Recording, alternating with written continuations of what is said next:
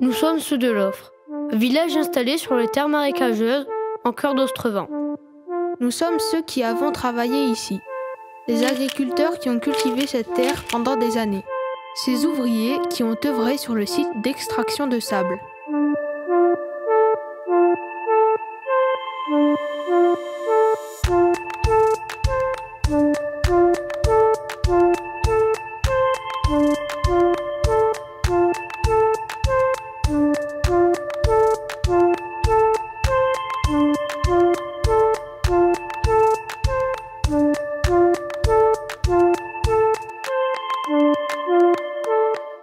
Nous sommes ces jeunes venus retracer l'histoire de l'Offre.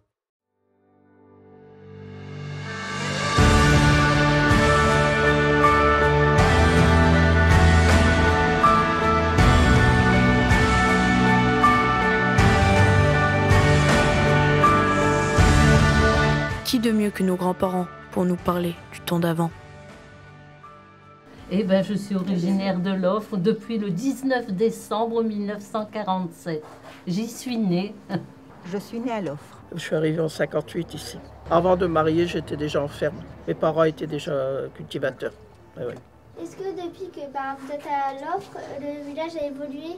Oh là là là là, il a doublé, même triplé en occupants, en habitants.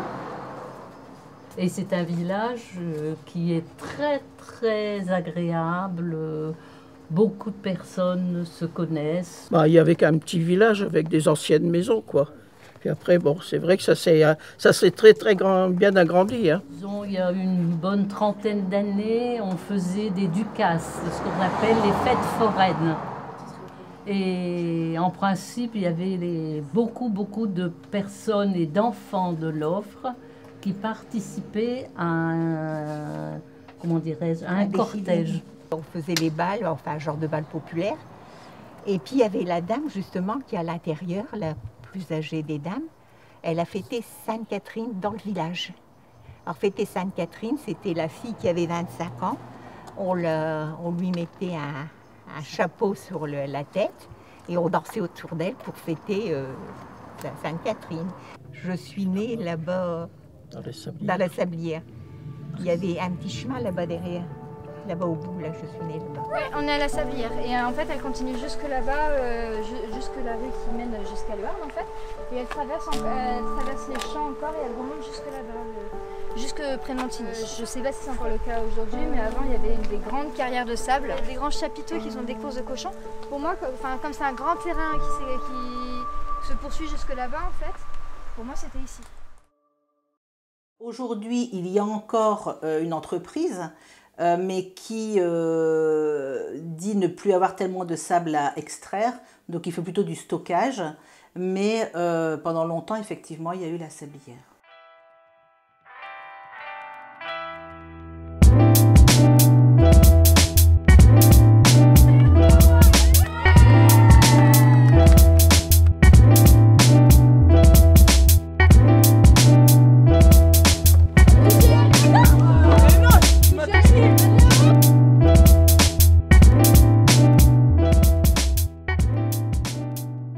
Toujours eu des terres agricoles et quand les propriétaires de ces terres ont voulu vendre leurs parcelles, il y a eu construction de maisons nouvelles.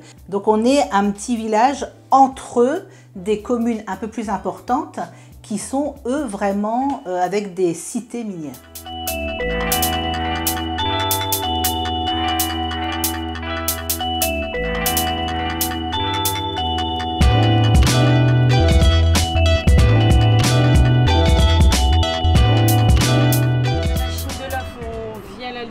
Le matin, 6h au matin, ah oui.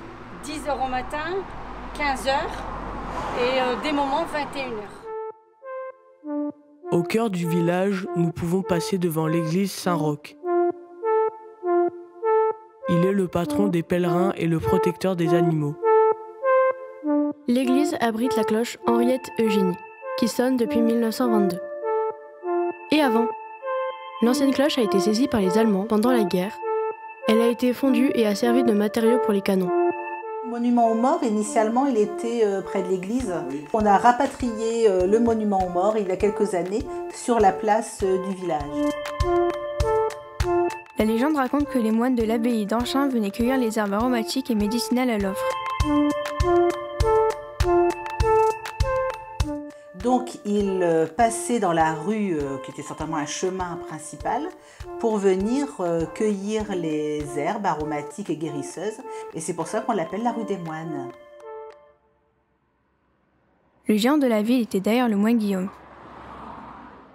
Pendant plusieurs années, il y a eu effectivement ce moine Guillaume qui était représenté sous forme de géant, comme beaucoup dans les communes du Nord. Il n'existe plus. La structure était devenue trop usagée et elle n'a pas été relevée. La Brigade Verte, c'est une association qui œuvre dans la commune. En nous rendant sur le chemin botanique, nous avons pu rencontrer Alain, président de cette association. La Brigade Verte, c'est une association de 1901. Alors son rôle, c'est de protéger l'environnement, bien sûr, la biodiversité, la propreté du village et créer des cadres de vie pour les Lofriennes et les Lofriens. C'est garder ce site propre, planter des fleurs, des arbres, protéger les abeilles, la flore, de tout l'environnement autour du village. On plante un arbre fruitier à chaque naissance dans la commune depuis 2017.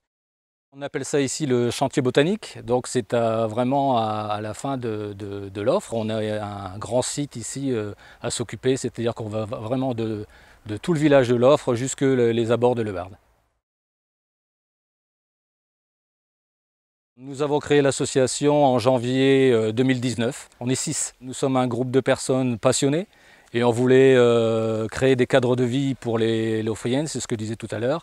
Et puis il faut avoir tous un but maintenant, c'est protéger la nature. Quand nous avons commencé il y a 3 ans, le chemin que vous avez entrepris tout à l'heure, c'était que des ronces. Il n'y avait aucune fleur, il n'y avait aucun arbre fruitier, il n'y avait absolument rien. Et on a tout fait ça en 3 ans. Continuer dans le même sens, partager encore plus avec les habitants parce que c'est toujours un peu difficile et avoir de nouveaux membres pour augmenter un peu la capacité de protection de l'environnement. Tout ce que tu vois autour de toi, ça a été fait par des bénévoles, ce sont des pousses de nos jardins, ce sont des arbres qu'on nous a rapportés au niveau des Lofriennes et des Lofriens, et puis un petit coup de pouce également de la commune pour entretenir les pelouses. Nous sommes en lice pour le label de la première fleur au niveau de la commune. Nous avons reçu déjà le titre de la première participation, la mention bien, la mention très bien et la mention excellence.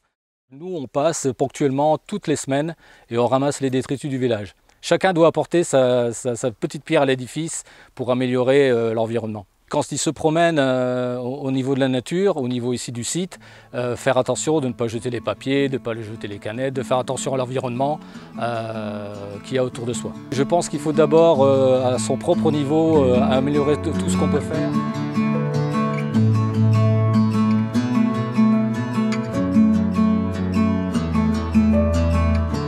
Peu à peu, le village s'est développé et nous sommes les héritiers de tout cela. C'est à nous de faire vivre l'histoire de l'Offre.